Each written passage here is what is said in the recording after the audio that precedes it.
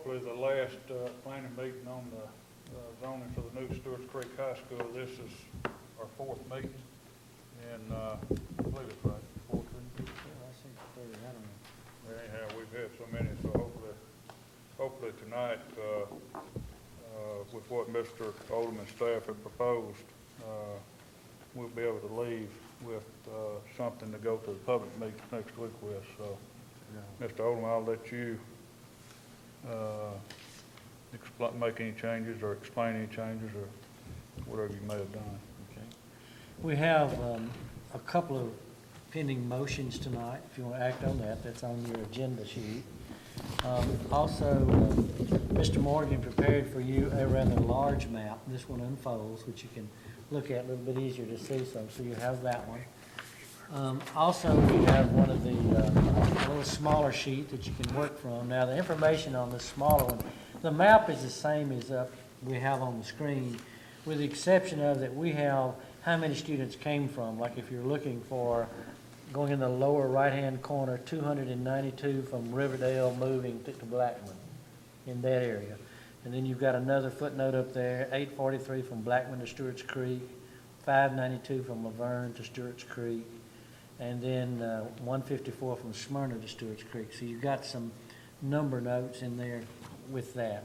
But basically the map itself is really what we talked about last time. And last time we looked at this, we talked about adding some areas up here to make Smyrna, brings them up to 1842. We remember that our discussion was that really Smyrna High becomes landlocked. Now because of the lake, because of the base property, and because of now Stewart's Creek High on its south, Siegel on its right, that there's really not a lot of room for Smyrna High to grow. So we thought that it would stay somewhere in that neighborhood over the next several years, except for apartment complexes and some things like that. So by adding these areas, what we talked about right here, we started, with one, but we've added these two. After consulting with Smyrna in their discussion last time, you've got the numbers that came from each of those two sections were added. And then the other change that we made, basically from last time, was as we looked at the enrollment increase this year at Blackman High School, we realized that the numbers of the growth area for Blackman High was continuing. We had over 160 new students at Blackman High this year. So it made us go back and take a look at it, that we'll find ourselves rezoned again in a couple of years if we do not do something to try to go ahead and address that. So we looked at some areas that are really not developed yet. About 40 students are in this particular block, which was southeast kind of 840. It really doesn't come into the major subdivisions like Berkshire and some others that we're talking about. But I think with this area, an open area here, as development occurs, then that would already be zoned to Stewart's Creek High School. So as it's developed, we don't have to come back and address it again.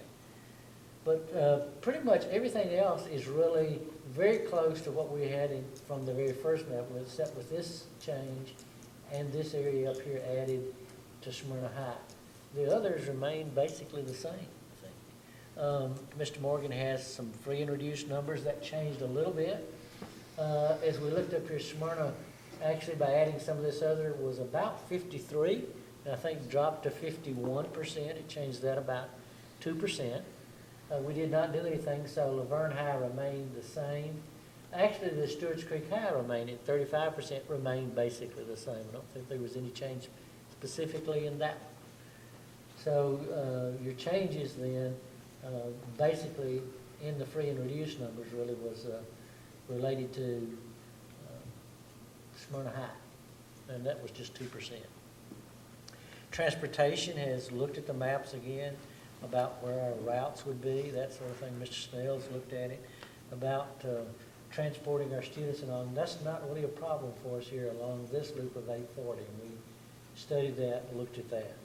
Now the other thing that sometimes is a little bit confusing, we added one other piece of information that I think is on the Riverdale High enrollment. And so that's on your, if you look at your small sheet,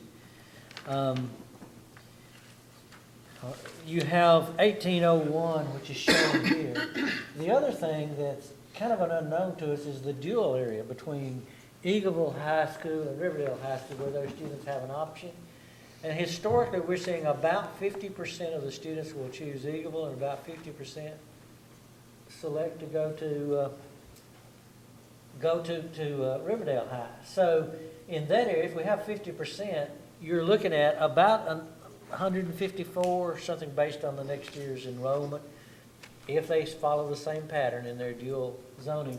So Riverdale would actually come out with a total of 1955. That raises theirs when you add in the dual zone. But we are moving, again, 292 from Riverdale to Blackman, you know, to get that number at the 1955. Well, Mr. Hodge, I guess what we need to do is kind of take some questions or other information that board members would like to ask. See. Do you have any comments, questions? I've been very pleased with the work that's gone into this process. I know Mr. Morgan has spent a bunch of hours, and I know that you detailed it, Mr. Odom, along with Mr. Snell with transportation, and we've had time to look at it. And it's about as concise and organized as I think it could have been done. And, you know, we're all receiving now emails from individuals or families that have preferences that they would like to see happen, but you know, the bottom line is that transportation has to work out, that this is a brand new school, and it's going to be beautiful, and it's going to be state of the art, and we have to put students in this school. We've got to get children out of portables, and I think my opinion is this does that. And I'm very pleased with the work that has been done by you and the staff. We also had one of our goals for contiguous areas, so we were not transporting students through one zone generally to get to another. We've been, I think, pretty much able to accomplish that also. A little bit, you'll run into some differences in middle school. A few calls that we've had say, well, why not just let that middle school feed that high school? Well, it usually takes 2 to 3 middle schools to feed a high school, because if you look at, for instance, if you took a look at Rock Springs or something, say that was going to feed the new one. Well, you got a little over 900 students. Well, after 4 years, you're still just dealing with something like 300 students to a grade 12, 1,300 students. So it typically takes 2 to 3 elementary schools to feed a middle school, and then 2 to 3 middle schools to feed a high school. But we've tried to keep much of our zone lines. In fact, early on, if you remember, we discussed some of the areas up here to the west of 840 going northward. And one of the issues with that one, as we talked about that, there were some physical barriers simply dealing with it. But another barrier was that if we do this, it really starts playing with the middle school zones. And so you have the kids that are attending the Siegel Middle and all here, and then all of a sudden they would be. So if you move them back over to the Smyrna High area, where do you go to? Smyrna Middle is overcrowded. Rock Springs Middle is approaching that 1,000. So you just really didn't have a solution when you throw the middle school into it for that area. And that's why we didn't make that change. Plus, there's a transportation issue It is. because getting across 840 or the creek or the river. The other thing, though, the point I would like to make is that we do have the community meetings, and you know, excuse me, there may be something that comes up that we just didn't think about. There we go. Oh, I wish I'd thought of that. And so having all these other people look at it with us, there may be some things that we just didn't see that they may bring to our attention. So I'm pleased and looking forward to the public comment also. Mr. I Tackett? think it'd be a good time as a board for us to kind of go on record that if you take a look at this map, in many ways it doesn't make a lot of sense. We don't have the option of erasing the entire chart. It's kind of like when you add on to a house, you add on to a house, and you add on to a house, and you add on to a house. It's never going to have the flow that it's going to have if you could get the same square footage and the same number of rooms if you built it just the one time. And so there's many places where a school zone looks and is really close to another school. But it's just not gonna look like it makes a lot of sense. Once somebody would look at it and say, what are they thinking? And what you're thinking is, we can't erase the entire board and start over. We have to take what's there and rezone the best way. And I agree with Wayne. I think the work that's been done with this is exemplary. I think the study that's there is exemplary. I don't look forward to any family being adversely affected. Hopefully, that will be held to a minimum from our standpoint, and I would encourage families to be open to recognizing what we're trying to do is what's best for the entire system. You asked me last time when we would be doing the principal, spoke with Ms. Barnes, October 1st, we'll do the posting. So certainly by around the middle to the third week of October, we should be able to select the principal for it too, so we have that piece in place also. I think, just a general comment, another thing I think is good about this plan here is, on some of these we did before, where we're going with 2 or 3 different plans. I like your thinking about, let's go with one plan and try to make it work, so. I think it would just cut down a lot of questions. Mr. Holliday? Hearing that, then, I would move that we would approve Stewart's Creek High and related schools draft rezoning maps for use in upcoming public hearings as presented. Got a motion? Second. Second, any discussion? All in favor say aye. Aye. Any opposed? Motion passes. One other issue that we can talk about, and which I have a recommendation, to approve a grandfather option to allow rising juniors and seniors affected by the zoning proposal for Stewart's Creek High School the opportunity to remain in their existing high school until graduation based on their current residence in the 2012-13 school year. You've typically done this in the past, because some of these students have lettered, they are lettering, they're members of clubs and organizations. I think if we plan to do this, it would certainly alleviate a lot of apprehension at your public meetings. And some people that might come that were asking for that, if they knew that their juniors and seniors would have the opportunity to stay where they are, I think it would relieve them quite a bit. It might actually help through the hearing process. But again, my recommendation would be that we do grandfather the rising juniors and seniors. So moved. Motion, Mr. Blair. I'll second.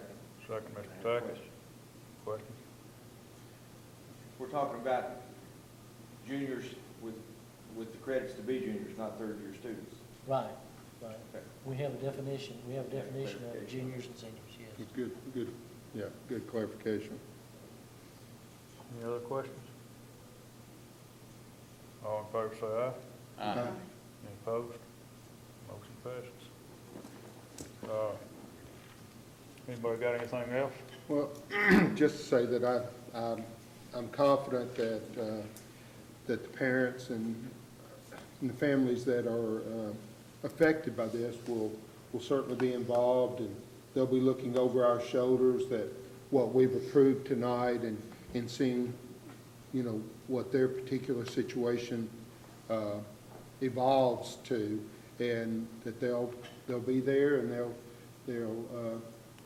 in a consistent manner tell us what they would like to see changed, and I'm looking forward to hearing that, because I'm sure there's going to be some comments that we're going to take to heart and say, let's look at that again. So I think that'll be a good thing for all of us. Mr. Holliday? I think also, while the motion to approve the grandfathering for juniors and seniors to remain in the school that they have been a part of and complete their high school experience is certainly something that's appropriate to take and address this evening, I don't think it's the end of discussion for issues of open enrollment or other things that we may look at as the weeks and months go by in preparation for opening Stewart's Creek. This is just an issue that we feel tonight, a consensus that we can go ahead and make a position on. Is that about correct? Yes, sir, that's exactly what we did. Anybody else? Our next, our first public meeting will be next Monday night, I believe, 6:30, At Blackman High 24th, School. at Blackman High School. So, this is what we'll be presenting at that time. And, we've got work session tomorrow night and board meeting Thursday night. Nothing else? We've got the Parent Go ahead. Academy Saturday while we're on TV. James, would you mind stepping up and announcing that to everybody again, because we still have some openings for that? Sure. We're having our second annual Parent Academy this Saturday. 2 locations, Laverne High School and Riverdale High School. The board members are welcome and encouraged to attend. We thought that some of you may want, because of the way your district's wrapped around, some of you may want to go to one location for a little while and maybe swing up to the other one. So it's from 9 to 12 this weekend. We've had a lot of interest at Laverne, according to Mr. Ash, and we typically, we're expecting at least 150 parents per location, if not more. Mr. Holliday and I went to the Laverne site last year. Well, actually, it's Smyrna High School, the northern end Parent Academy, and it was outstanding. Yeah, And yeah, only Smyrna, yeah. improvements are expected. Hopefully. Anything else? We're adjourned.